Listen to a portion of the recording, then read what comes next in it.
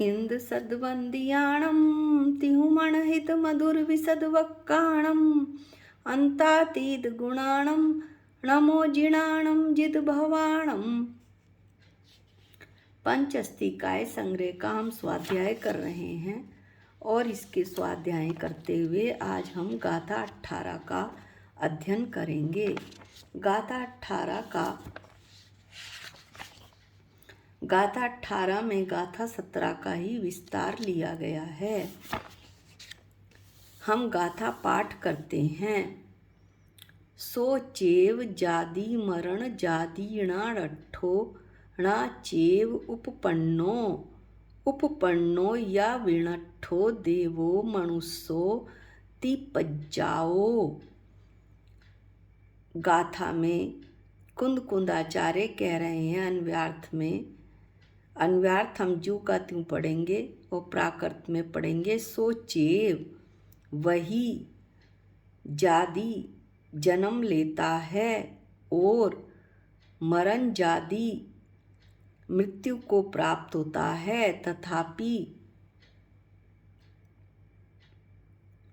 न उपपन्नो वह उत्पन्न नहीं होता, चेव और णाठो नष्ट नहीं होता, देवो मनुष्यो देव मनुष्य तिपज्जाओ ऐसी पर्याय उपपन्नो उत्पन्न होती हैं या और विणट्ठो विनष्ट होती हैं।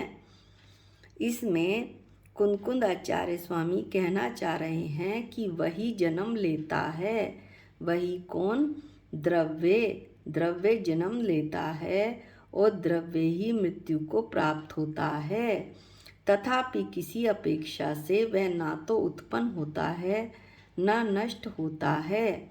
केवल देव मनुष्य ऐसी पर्याय उत्पन्न होती हैं और नष्ट होती हैं। अन्व्यार्थ हम जू का त्यों पढ़ रहे हैं। अब जो विश्लेषण है वो टीका में किया जाएगा। इसमें ये बता रहे हैं इस गाथा में कि द्रव्य जो है कथनचित किसी अपेक्षा से व्यय और उत्पाद वाला पर्याय दृष्टि से नष्ट भी होता है और उत्पन्न भी होता है। होने पर भी उसका सदैव अविनष्टपना और अनुत्पन्नपना कहा है।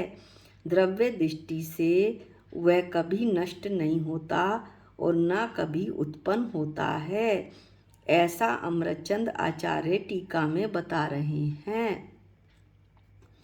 आगे कहते हैं कि जो द्रव्य पूर्व पर्याय के वियोग से, पूर्व यानी पहली पर्याय के वियोग से, पहली पर्याय तो छूट गई और उत्तर पर्याय यानी बाद की पर्याय के संयोग से, बाद की पर्याय का संयोग हो गया, बाद की पर्याय मिल गई, होने वाली उभय अवस्थाओं को, उभय अवस्थाएं कौन सी? दोनों, पहले की पर्याय और बाद की पर्याय को जो द्रव्य क्या करता है? आत्मसात यानी अपने रूप उन दोनों पर्यायों के साथ एकम एक होता हुआ।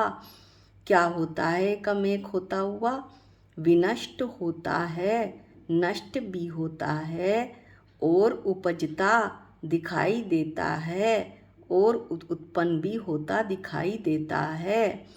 ये यहाँ कह रहे हैं आचार्य कि जो द्रव्य पहली पर्याय का तो नष्ट हो गई और उत्तर पर्याय प्राप्त हो गई उस द्रव्य को, और दोनों ही अवस्थाओं में वो एकम एक हो रहा है उन पर्यायों के साथ, तो एकम एक होता हुआ ऐसा द्रव्य उसी पर्याय के साथ नष्ट होता है, यानी पर्याय दृष्टि से नष्ट होता है और उत्पन्न होता दिखाई देता है।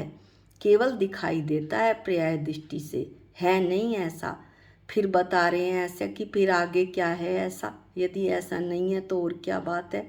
वही द्रव्य जो पहले वाला द्रव्य था, जो नष्ट होता और उत्पन्न होता दिखाई दे रहा था, वही द्रव्य वैसी अब उभय अवस्थाओं में व्याप्त होने वाली, उभय अवस्थाओं में व्याप्त होने वाली यानी उत्पाद और विनाश पर्यायों में जो द्रव्य है जो व्याप्त होता है उत्पाद और विनाश पर्यायों में, जो ऊपर पर्याय बताई हैं, अवस्थाएं बताई हैं, उन अवस्थाओं में जो द्रव्य व्याप्त होता है वो अपने प्रतिनियत एक वस्तुत्व के कारणभूत स्वभाव। अब हम इसको जरा विश्लेषण करते हैं कि ये प्रतिनियत क्या है। प्रतिनियत है प्रत्येक द्रव्य का अपना वस्तुपना। उस वस्तुपने के कारण एक वस्तुत्व के कारणभूत इस प्रतिनियत एक प्रत्येक द्रव्य के वस्तुपने का कारण जो उस वस्तु का स्वभाव होता है, उस स्वभाव के द्वारा उस स्वभाव की अपेक्षा से, यानी वस्तु अपने स्वभाव की अपेक्षा से द्रव्य दृष्टि से ना तो कभी नष्ट होता है और ना कभी उत्पन्न होता है, ऐसा ज्ञात होता है। ऐसा आचार्य बताए रहे हैं। उसकी पर्याय, किसकी पर्याय? द्रव्य की पर्याय। जिस द्रव्य का ऊपर जिक्र हुआ है उस द्रव्य की पर्याय पूर्व पूर्व परिणाम के नाश रूप। पूर्व पूर्व परिणाम का तो नाश होता है, पहली पहली पर्याय का नाश होता है और उत्तर उत्तर बाद बाद की पर्याय के उत्पाद रूप होने से। कहने का मतलब है कि द्रव्य की जो पहली पहली पर्याय हैं उनका नाश होता है और अगली अगली पर्यायों का उत्पाद होता है। उत्पाद होने से वो द्रव्य क्या होता है? विनाश उत्पाद धर्म वाली, विनाश एवं उत्पाद रूप धर्म वाली कही जाती हैं। कौन? द्रव्य की पर्याय, क्योंकि पहली पहली पर्याय नाश रूप को प्राप्त होती हैं और बाद बाद की पर्याय उत्पाद रूप होती हैं। इसलिए ये पर्याय विनाश एवं उत्पाद रूप धर्म वाली कही जाती हैं कि नाश को भी प्राप्त होती हैं और इनका उत्पाद भी होता है। ऐसी धर्म वाली ये पर्याय होती हैं। अब आगे आचार्य कहते हैं कि ये जो पर्याय हैं जो विनाश और उत्पाद को प्राप्त होती हैं वो वस्तु रूप से यानी जो द्रव्य से बंधी हुई हैं, द्रव्य गुणों और पर्यायों का समूह है, तो वस्तु रूप से द्रव्य से अपृथकभूत ही कही गई हैं। अपृथकभूत का मतलब है कि ये पर्याय कहीं द्रव्य से अलग नहीं हैं, द्रव्य के साथ ही हैं, पर्याय द्रव्य के साथ अभेद रूप से हैं। इसलिए ये कहा जाता है, क्या कहा जाता है? पर्यायों के साथ एक वस्तुपने के कारण पर्यायों के साथ जो द्रव्य का अभेदपना है उसके कारण यह कहा जाता है कि द्रव्य जन्मता है और मरता है। जन्मता और मरता होने पर भी पर्यायों के साथ अभेद रूप से होने के कारण जन्मता और मरता होने पर भी क्या होता है? जीव द्रव्य सर्वदा, जो जीव द्रव्य है वो सर्वदा अनुत्पन्न एवं अविनष्ट ही देखना। आचार्य कहते हैं कि पर्यायों के साथ अभेद रूप से होने के कारण जन्मता और मरता होने पर भी जीव द्रव्य को सदैव ऐसा देखना कि वो ना तो कभी उत्पन्न होता है और ना ही कभी नष्ट होता है। ऐसा देखना और ऐसी ही श्रद्धा करना कि अनादिकाल से मेरा जीव द्रव्य ऐसा का ऐसा है, निगोद से लेकर सिद्ध तक एक स्तर एक ही जैसा। ऐसा आचार्य बतलाने की कोशिश कर रहे हैं कि इस बात की श्रद्धा करना कि मेरा जीव द्रव्य आज भी ऐसा है, जिस पर्याय में मैं हूँ, मनुष्य पर्याय में, कल देव पर्याय में भी ऐसा ही रहेगा, नारकी में भी ऐसा रहेगा और त्रियंच में भी ज्यों का त्यों रहेगा।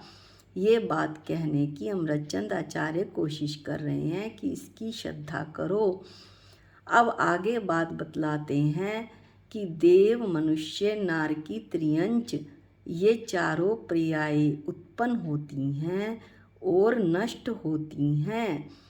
पर्याय दृष्टि से ये चारों पर्याय नष्ट होती हैं और उत्पन्न होती हैं। क्यों? क्योंकि वे ये पर्याय चारों की चारों पर्याय क्रमवर्ती हैं और क्रमवर्ती होने के कारण इनका उपजना और विनष्ट होना एकदम आवश्यक है, तभी वे क्रमवर्ती हो सकती हैं।